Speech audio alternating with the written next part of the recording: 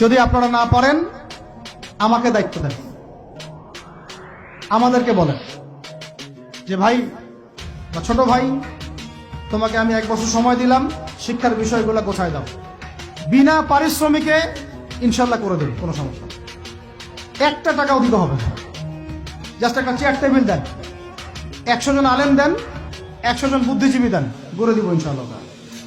Play group থেকে masters পর্যন্ত আমাদের ছেলেমেয়েরা এমন শিক্ষায় শিক্ষিত হবে যেটাকে শরীফের গল্প শেখাবে না ইনশাল্লাহ।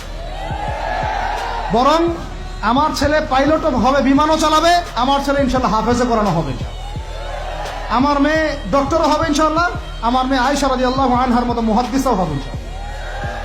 আমাদের এক ভাই, সে রাজনীতিবিদও হবে ইনশাল্লাহ, জুমার খুতবাও দিতে পারবে ইনশাল্লাহ। আল্লাহর কসম করে বলতেছি, এমন শিক্ষা চালু করা সম্ভব, শুধু আপনারা যদি একটু সৎসাহস দেখান, একটু উদ্যোগ গ্রহণ করেন। আল্লাহ পাক বহুত আজর দিবেন আপনাদেরকে।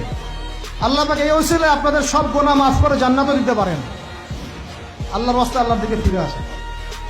আমি আপনাদের সবচেয়ে শ্রেষ্ঠ বন্ধু, আমাকে শত্রু মনে করেন না।